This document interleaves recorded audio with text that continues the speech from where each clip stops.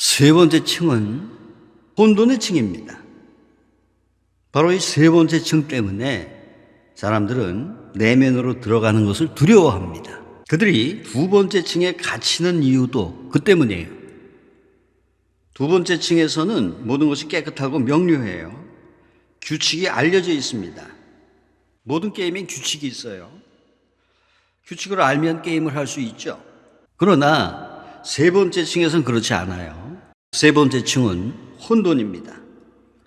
아무런 규칙도 없는 거대한 에너지예요. 그대는 두려워집니다. 이 세 번째 층은 그대에게 공포를 줍니다.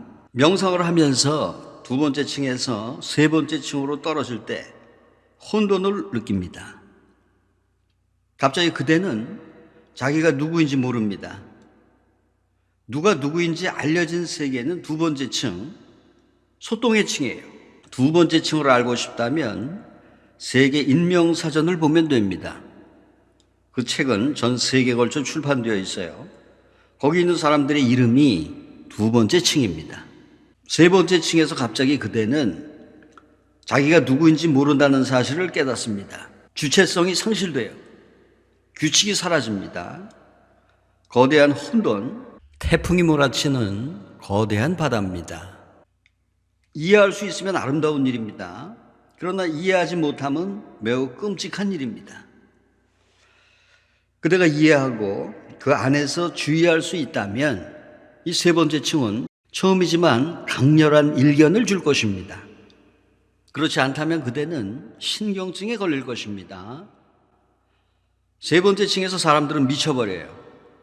그들은 첫 번째와 두 번째 층에 속한 사람들보다는 더 정직합니다. 미쳐버린 사람은 단지 격식을 버린 사람, 역할놀이를 버린 사람이에요. 그리고 혼돈을 받아들인 사람입니다.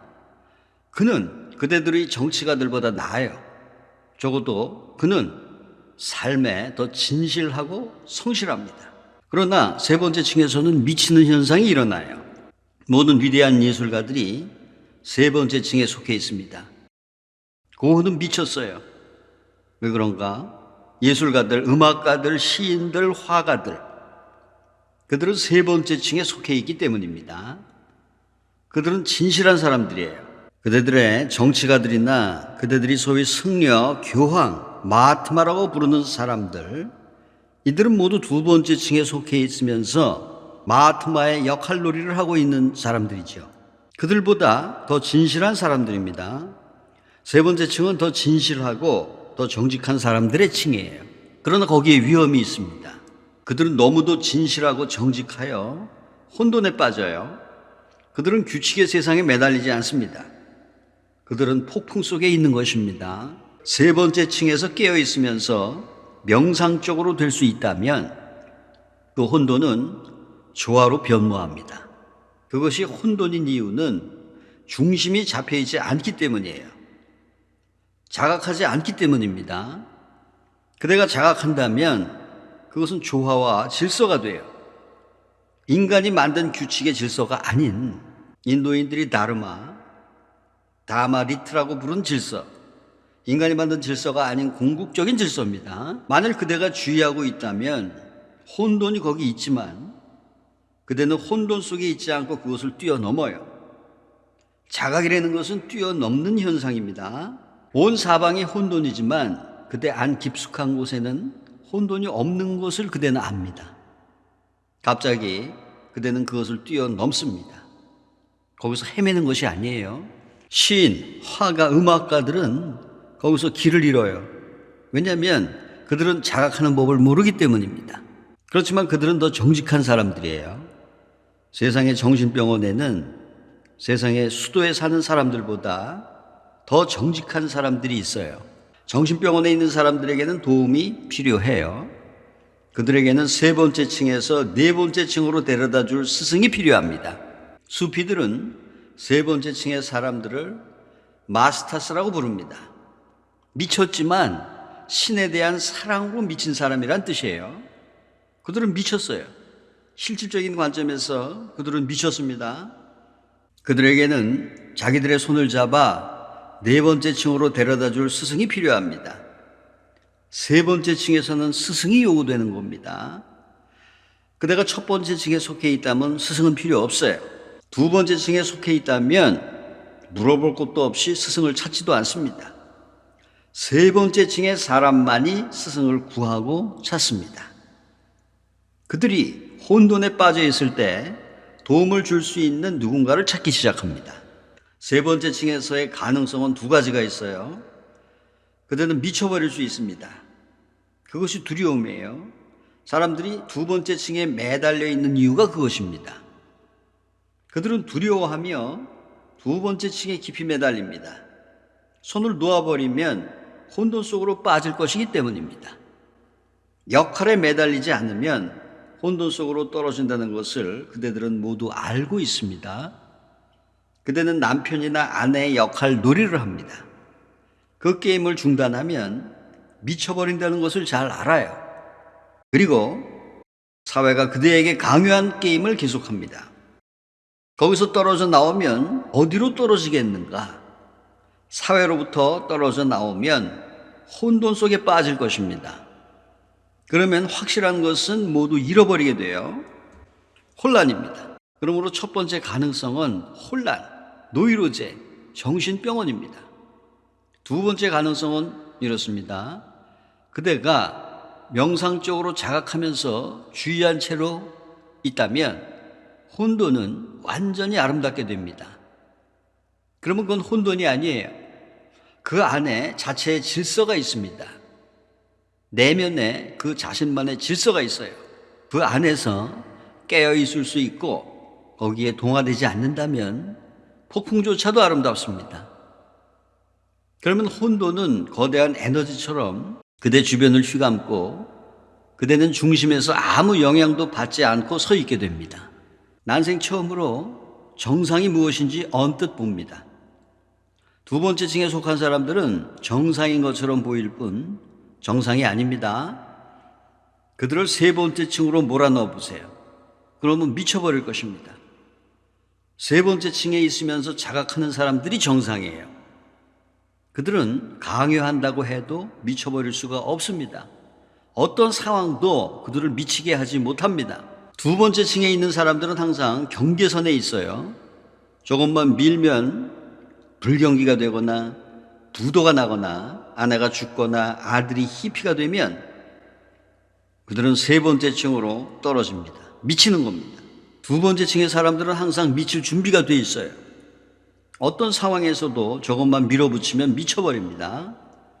그들은 99도에서 끓는 중이에요. 1도만 더 올라가면 됩니다. 그런 상황이 되면 그들은 미쳐버릴 것입니다. 그리고 그것은 언제라도 일어날 수가 있어요. 자각한 상태로 세 번째 층으로 간 사람은 광기를 넘어섭니다. 그런 뒤에 네 번째 층이 있습니다. 세 번째를 통과하면 오직 그때만이 네 번째 층으로 들어갈 수 있어요. 혼돈을 직면하고 내면 세계의 무질서와 직면했다면 그대는 네 번째 층으로 들어갈 수 있습니다. 네 번째 층은 죽음의 단계, 죽음의 차원이에요. 혼돈 뒤에 그대는 죽음을 마주봐야 합니다. 혼돈이 그 준비를 해주는 거예요. 네 번째 층에 도달하면 갑자기 죽음을 느낄 것입니다. 깊은 명상 속에서 네 번째 단계에 이르면 그대는 자신이 죽어간다고 느껴요. 깊은 성적인 오르가즘 속에서도 그대는 자신이 죽어가는 것을 느낍니다. 세상 어디에서나 서로 다른 문화, 다른 언어, 오르가즘을 느낄 때 갑자기 죽음이 몰아쳐오는 것을 느끼는 것은 똑같습니다.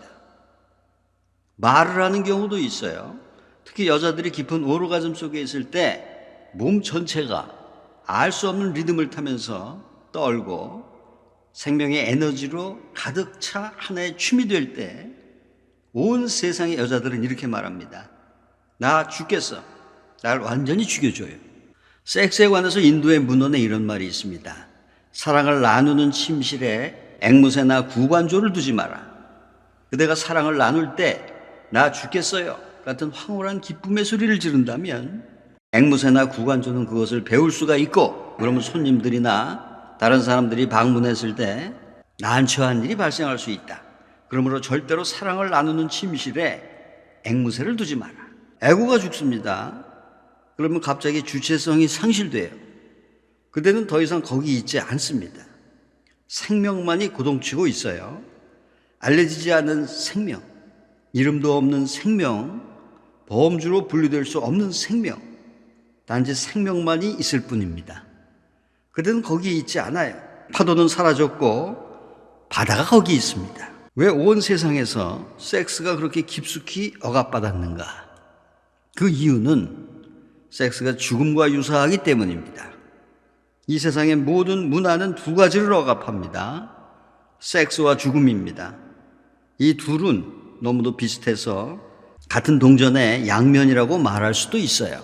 그리고 그래야만 합니다. 생명이 태어나는 것은 섹스를 통해서입니다. 따라서 생명이 다시 사라지는 것도 섹스를 통해야만 합니다. 원의 시작점은 마지막 목적지가 되어야 합니다. 섹스를 통해서 생명의 파동이 일어납니다. 그것은 다시 섹스 속으로 들어가야 합니다. 그러므로 섹스는 생명이며 죽음입니다. 명상에서도 똑같은 일이 일어납니다. 그들은 아주 깊은 일치 속으로 들어가요. 그리고 갑자기 혼돈의 층, 세 번째 층을 지나갑니다. 그대는 죽어가는 겁니다. 만일 그대가 두려워하면 거기에 정체가 생깁니다. 명상을 두려워하고 명상을 하지 않아야 하는 온갖 합리화를 만드는 사람들에게는 장애물이 존재합니다. 그렇지만 만일 그대가 깨어있는 상태로 죽음을 받아들이면 그대는 불사가 됩니다. 죽음이 온 사방에서 일어나지만 그대는 죽는 것이 아니라는 것을 알아요. 죽어가고 있지만 아직 죽지 않고 있습니다. 완전히 죽으면 완전히 사는 것입니다. 바로 그것이 인간이 겪을 수 있는 가장 아름다운 경험이에요.